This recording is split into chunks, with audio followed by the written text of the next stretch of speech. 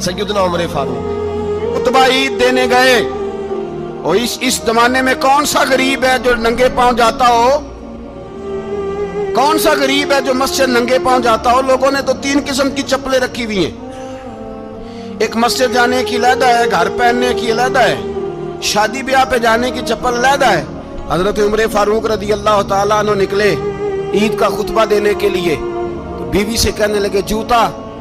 उसने कहा साहब इतनी दफा टूटा है अब गांठा नहीं जा सकता, इतनी दफा टूटा है कि अब दोबारा पेमंद नहीं लग सकते। तो हजरत उमर कहने लगे चल कोई अर्ज नहीं है, बगैर जूते के नंगे पैर ही चलते हैं, कोई अर्ज नहीं। तो कहने लगे लोग क्या कहेंगे? फरमाया चुप कर। लोग जिस दिन उमर ने ये देख लिया ना लोग उसके बारे में क्या कहते हैं, उस दिन उमर नहीं रहेगा। तो कहा फिर आपका नजरिया क्या है? फरमाया मेरा नजरिया ये है कि रब रसूल मेरे बारे में क्या कहते हैं।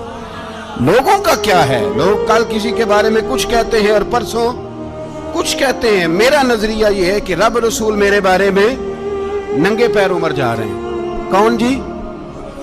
मैं बड़ा माड़ा। अच्छा जनाब, क्या क्या गुर्बत है? 10 किस्म के जोड़े लटके हुए हैं कमरे में, और पहनने की फुर्सत नहीं। सवेरे क्या पहनना है, शाम क्या पहनना है, 15-15 सूट इकट्ठे इस्त्री होके लॉन्ड्री वाला भेज रहा है, और तू गरीब है।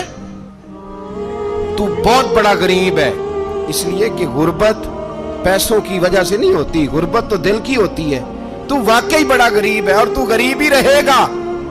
अमीर तो उमर फारूक थे, उमर फारूक थे जो नंगे पांव चले गए ईद की नमाज पढ़ाने। तो रास्ते में जो मिला कहने लगा उमर जूता तो पहन लो। फरमाया तुम्हें उमर का जूता ना पहनने का नुक्स तो नजर आया है, कोई अर्ज नहीं। अगर उमर को कभी बताना हुआ तो वो वाला नुक्स बताना जो उमर की सीरत में पैदा हो, किरदार में पैदा हो, वो वाला नुक्स बताना। ये छोड़ो, जूते आते जाते रहते। नंगे पांव गए, पांव धोए, नमाज पढ़ाई, लौट आए। ओ भाई यहाँ तो हमारा बनाव सिंगार उतरना, जितनी तवज्जो कपड़ों की तरफ है इतनी तवज्जो कभी हमारी इल्म की तरफ होती ना, जितना ज़ौक शौक हमारा बनाव सिंगार की जानिब है, इतना बनाव सिंगार कभी हमारा इखलाकियात की जानिब होता तो मामलात बड़ी हद तक संवरे हुए होते। हजरत सैयदना फारूक आज़म रदी अल्लाह ताला अपनी जिंदगी को तरतीब दिया। एक दिन भी खिलाफत नहीं मांगी अल्लाह से। हजरत औफ बिन मालिक अशजई एक सहाबी हैं। हजरत औफ बिन मालिक रदी अल्लाह ताला अन्हु फरमाते हैं कि जनाब अबू बकर सिद्दीक का जमाना था, तो मैंने ख्वाब देखा। मैंने ख्वाब में जनाब उमर को देखा, और मैंने देखा कि कोई कहने वाला कह रहा है कि उमर वो है कि अल्लाह के रास्ते में कोई इसे जितना मर्जी बुरा भला कहे ये परवाह नहीं करता। किसके रास्ते में? बोले सारे। इसका मतलब है अल्लाह के रास्ते में लोग बुरा भला भी। कुरान मजीद ने कहा वला यखाफून लौमत लाइम, कुछ लोग ऐसे हैं जो बुरा भला कहने वालों की परवाह नहीं करते। आप यकीन करें, अगर परवाह शुरू हो जाए ना तो दीन का काम खत्म हो जाए। ना कोई तकरीर करे, ना कोई तदरीस करे, ना कोई पीरी मुरीदी करे, खत्म हो जाए अगर बातों की परवाह। लेकिन वो परवाह, हजरत औफ बिन मालिक अशजी कहते हैं मैंने ख्वाब में देखा कि उमर वो है जो किसी की परवाह, और दूसरी बात मैंने ये देखी कि उमर खलीफा बनेगा, और तीसरी बात मैंने ख्वाब में ये देखी कि उमर शहीद भी किया जाएगा, उमर शहीद भी होगा। ये मैंने 3 बातें ख्वाब में देखी। फरमाते हैं मैंने आके ख्वाब हजरत अबू बकर सिद्दीक को सुनाई, वो खलीफा थे। वो कहने लगे ठहर जा, मैं उमर को बुलाता हूँ, उसके सामने दोबारा सुनाना। उसके सामने फरमाते मैंने बुलाया हजरत उमर फारूक को, आके बैठे। ख्वाब शुरू हुआ का एक बात तो मैंने ये देखी कि आप मलामत करने वाले की परवाह नहीं करते, दूसरा आप खलीफा बनेंगे। जनाब उमर कहने लगे चुप कर, अबू बकर के सामने ही कह रहा है, चुप कर, खलीफा के सामने ही कह रहा है। तो अबू बकर सिद्दीक कहने लगे उमर इसे कहने दो, मुझे लगता है रब की रजा यही है कि मेरे बाद अगर मुस्तफा का मिंबर मिले तो उमर को मिले, इसे कहने दो, कहने दो। यार यहाँ तो लोग डींगे मारते हैं, यहाँ तो लोग दावे करते हैं, मेरे सामने फलाने को भी बिठाओ, फलाने को भी बिठाओ, उसको क्या पता, इसको क्या पता। ये तो बढ़के मारने का दौर है। हजरत उमर रदी अल्लाह ताला अन्हु को तीसरी बात कही। हजरत औफ बिन मालिक ने कहा आप शहीद किए जाएंगे, मैंने ख्वाब देखी है। नेक लोगों के ख्वाब बड़ी हद तक सच्चे होते हैं। کہا میں نے خواب دیکھی ہے. تو حضرت عمر کہنے لگے شہید تو دلیر لوگ ہوتے ہیں, شہید تو دلیر, جسے سارا زمانہ دلیر کہہ رہا ہے وہ اپنے بارے میں کیا کہہ رہے ہیں؟ کہتے ہیں شہید تو دلیر, میں تو کاہل سا آدمی ہوں, سست آدمی ہوں, میں تو اتنا کام ہی نہیں کرتا, تو یہ خواب تو نے جو دیکھا ہے نا پھر سے دیکھنا. تو ابو بکر صدیق فرمانے لگے عاجزی نہ کر, انکساری نہ کر, تو جو کہہ رہا ہے ٹھیک کہہ رہا ہے, لیکن مجھے سن کے شکر بھی ہوا ہے اور افسوس بھی ہوا ہے. افسوس اس بات کا کہ تیرے جیسا بطل عظیم چلا جائے گا, اور شکر اس بات کا کہ رب تجھے زندگی بھی اعزاز والی دے گا, اور شہادت کی موت دے کے اللہ تجھے موت بھی عزت والی عطا فرمائے گا. اللہ موت بھی تجھے عزت والی دے گا, تجھے کاہلوں جیسی موت اللہ.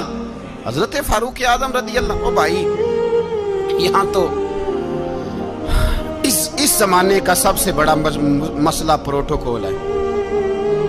لوگوں پتہ ہوتا ہے کامل پیر ہے, کامل مرشد ہے, لوگ نہیں جاتے. میں کسی کا مرید ہو جاؤں, میرا پروٹوکول کدھر گیا؟ پتہ ہوتا ہے یہ کامل استاد ہے, میں اس کے پاس بیٹھوں گا تو میری تربیت کرے گا, لیکن لوگ شاگرد نہیں بنتے. میں کدھر گئی؟ یہ جو پروٹوکول کی مصیبت ہے نا, اس نے بڑے بڑے لوگ زیرو کر دیے, بڑے بڑے لوگ. اور یہ مت سمجھے کہ آپ کا وزیر اعظم پروٹوکول لیتا ہے یا آپ کا صدر پروٹوکول, وزراء, ایسی کوئی بات نہیں. ہم چھوٹے طبقے سے لے کر بڑے سارے پروٹوکول کے قائل ہیں. ہمارا تو داماد بھی کہتا ہے کہ مجھے پوچھا نہیں, میں تمہارے گھر کیوں آؤں. ہمارا تو بھائی ہر شخص اعلان کرتا ہے پروٹوکول کا, فلانے نے عزت نہیں دی تو واپس آ جاؤ, فلانے نے سلوٹ نہیں کیا تو واپس آ جاؤ. لوگ جہاں سلوٹ کرنا چاہیے وہاں بھی سلوٹ کرانے کے قائل ہیں. پر حضرت عمر رضی اللہ تعالی, حضرت عمر کی سادگی اور پھر جناب عمر کی عاجزی, جب انسان اپنے اوپر سوار کر لیتا ہے نا, سوار کر لیتا ہے, میں بدکار پرانا خادم, کسے در ملی نٹ ہوئی, تے واصف یار نے نظر جو کی تھی تے واصف ہی ہو. میں اکثر سوچتا ہوں حضور نے جہاں بھی کہا نا, فرمایا میرے بعد نبی ہوتے تو خطاب کے بیٹے عمر ہوتے. حضور نے فرمایا عمر جس رستے سے جاتا ہے شیطان وہ رستہ بدل جاتا ہے. نبی پاک صلی اللہ علیہ وسلم نے فرمایا میرا عمر وہ ہے کہ اس کی زبان پر حق جاری ہے. حضور علیہ السلام نے فرمایا 950 سال حضرت جبریل میرے عمر کی شان بیان کریں تو ان کی عظمت ختم نہیں ہوتی. 950 سال جبریل عظمت بیان کرے تو ختم نہیں ہوتی. یہ بات ہے حضرت عمر کی. اور فرمایا عمر ابو بکر کی نیکیوں میں سے ایک نیکی ہے, یہ شان ہے اب عمر فاروق رضی اللہ تعالیٰ عنہ کی. حضور نے فرمایا میرے بعد نبی ہوتے تو عمر ہوتے, جس گلی سے عمر آئے شیطان رستہ بدل جائے. میرے عمر فاروق کی شان 950 سال بیان ہو تو ختم نہ ہو. عمر کی زبان پر اللہ حق بیان کرتا ہے, جو عمر کہتا ہے وہی رب کر دیتا ہے. حضور ساری زندگی فضیلتیں بیان کرتے رہے, عمر جواب میں کیا کہتے ہیں؟ کوئی بتائے نا کہ یہ والی حدیثیں کبھی عمر نے بھی روایت کی ہوں کہ حضور نے میرے بارے میں یہ کہا ہے. یہ روایتیں وہ روایت نہیں کرتے. ان سے جب لوگ کہتے عمر تیری بڑی بات ہے تو عمر رو پڑتے, کہتے میں تو اونٹ چرانے والے باپ کا بیٹا ہوں, میں تو اونٹ چرانے والے باپ کا بیٹا, اونٹ چرا. اس سے آگے عمر گئے ہی نہیں ساری زندگی, اس سے آگے لفظ ہی نہیں ادا کی. اور میں تو بھائی اونٹ چرانے والا, میرا باپ تو اونٹ چرایا کرتا تھا, 10 اونٹ تھے, میری ڈیوٹی ہوتی تھی, سنبھالے نہیں جاتے تھے, ابا ڈنڈوں سے مارتا تھا. ساری زندگی عمر حج کرنے گئے, ایک خشک تنا کھجور کا عمر فاروق رضی اللہ تعالیٰ عنہ نے اس کو اپنے کلاوے میں لیا, رونے لگے.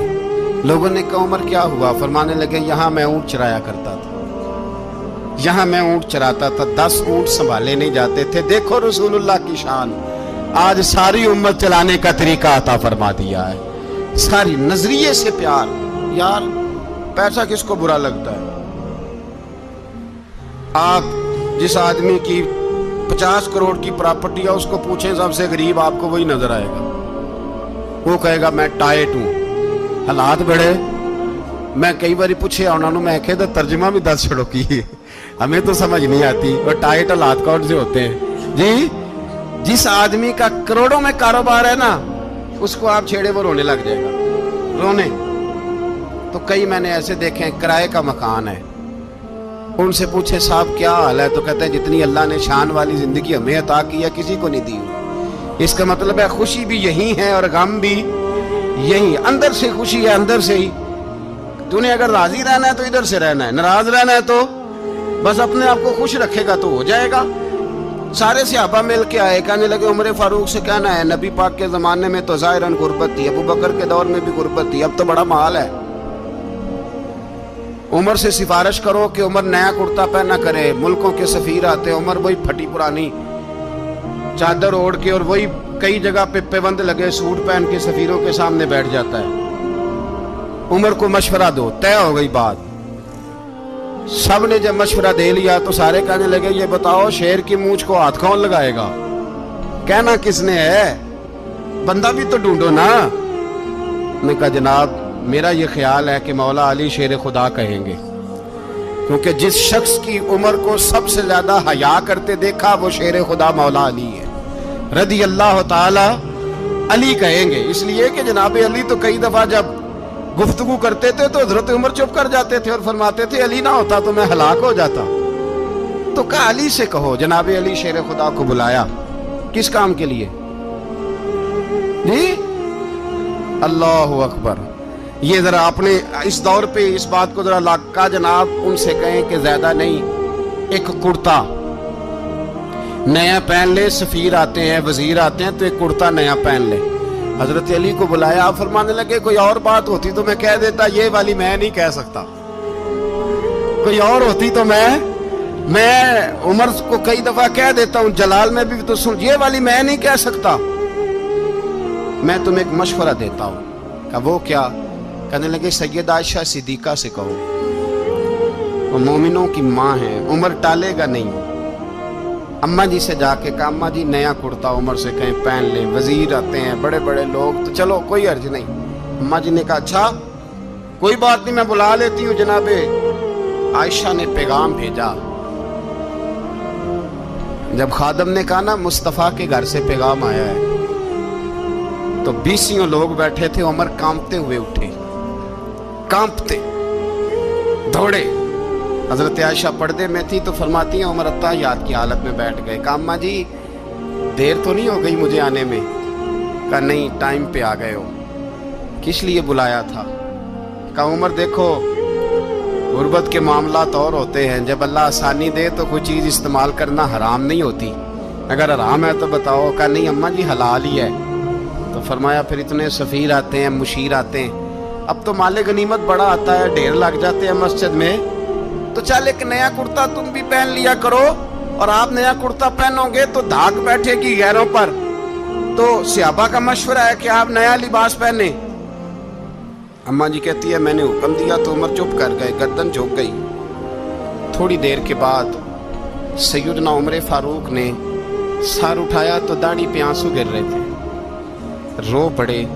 कहने लगे पाक महबूब की पाक बीवी, जैसे हुक्म करती हो मैं हाजिर हूँ, पर मुझे वो वाला लिबास पहनाना जो मेरे मुस्तफ़ा ने पसंद फरमाया है। सैयदना उमर फारूक, मेरे नबी पाक अलैहिस्सलाम ने फरमाया फरिश्ते 950 साल मेरे उम्र की शान बयान करें तो खत्म नहीं हो सकती। इतना बड़ा शख्स उमर फारूक, इतना बड़ा आदमी।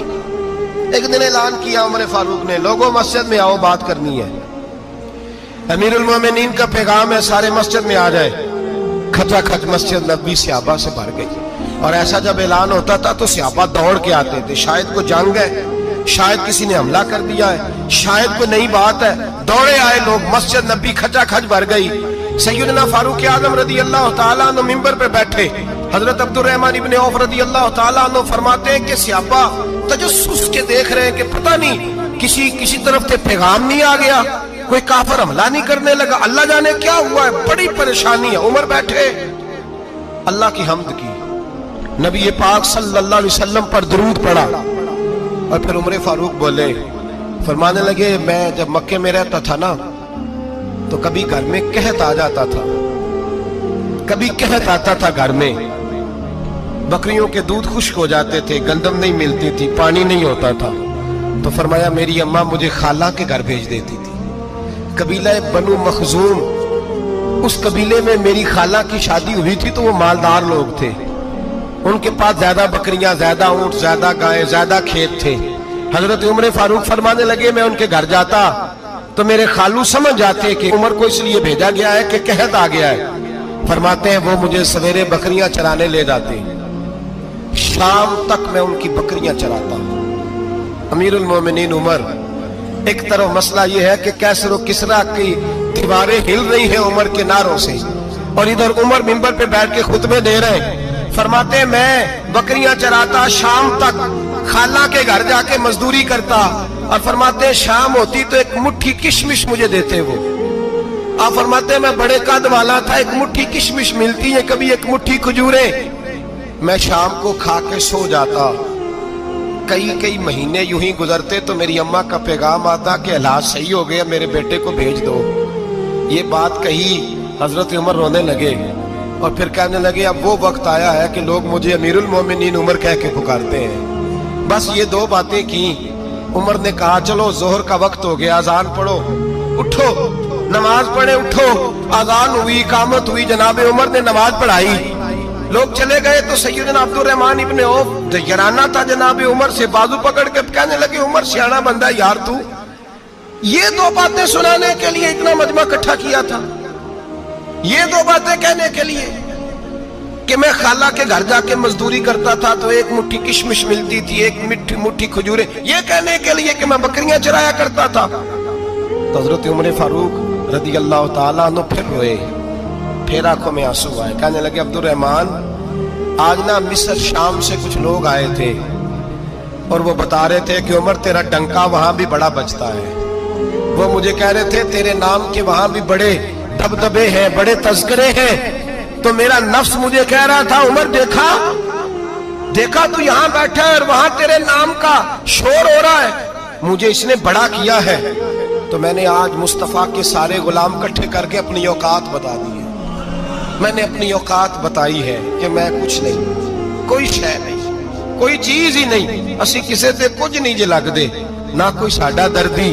میں نے بتایا ہے کہ میں تو کسی کے بکریاں چرا کے ایک مٹھی کشمش لے کے گزارا کیا کرتا تھا. گزارا مجھے میرے کچھ ساتھی نا لے گئے گجرانوالا سردیوں کے موسم میں، مجھے کہنے لگے سویٹر پسند کر لیں اپنی مرضی کا.